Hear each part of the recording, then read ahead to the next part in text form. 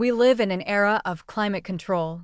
Our homes and workplaces maintain comfortable temperatures regardless of outdoor conditions.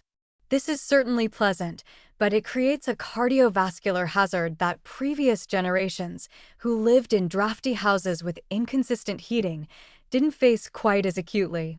The rapid transition between heated indoor spaces and cold outdoor environments creates vascular shock that can trigger acute cardiac events. Understanding this transition stress and learning to moderate it represents an important but overlooked aspect of winter cardiovascular protection. Your vascular system functions through smooth muscle cells that line blood vessel walls. These cells respond to temperature by contracting or relaxing. In a warm environment, they relax, allowing vessels to dilate and blood to flow to the skin for cooling. In cold, they contract vigorously to preserve core temperature. These responses happen quickly, within seconds of temperature change. When you step from a 75-degree indoor space into 30-degree outdoor air, a 45-degree temperature drop, your peripheral blood vessels constrict dramatically within seconds. This sudden constriction has an immediate effect. Your blood pressure spikes, typically by 20 to 30 points. For a healthy vascular system, this pressure spike is manageable. But for someone with atherosclerosis, particularly unstable plaques in coronary or cerebral arteries, this sudden pressure surge can have catastrophic consequences. The mechanical stress can literally rupture a vulnerable plaque, exposing the cholesterol-rich core to blood and triggering clot formation. This mechanism explains why heart attacks and strokes frequently occur within minutes of going outdoors in winter, often before the person has engaged in any physical exertion. The temperature transition itself is sufficient stress.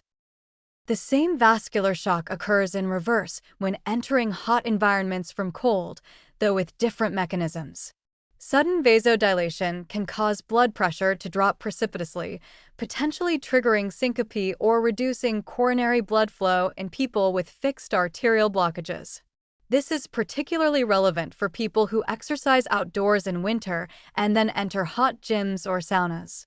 The transition from cold-induced vasoconstriction to heat-induced vasodilation forces rapid cardiovascular adjustments that some systems can't handle smoothly.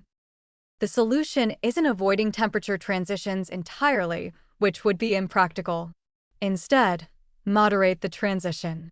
Before going outdoors in winter, spend a few minutes in a transitional space like a garage, mudroom, or building entryway. Allow your body temperature to drop gradually rather than experiencing an abrupt shock. Proper layering of clothing helps tremendously.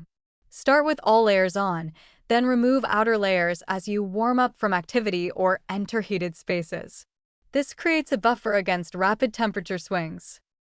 Workplace and building design matters here. Buildings in cold climates should ideally have vestibule entrances that create a temperature gradient rather than a single door leading directly from heated interior to frigid exterior. Shopping malls understand this, which is why they have those transition zones between parking and the mall proper. We need this same thinking for offices, medical facilities, and homes. For individuals with cardiovascular disease, discussing transition management with their doctors can lead to specific recommendations. Some may need medication adjustments before situations involving repeated temperature transitions, such as winter holiday shopping or attending outdoor events.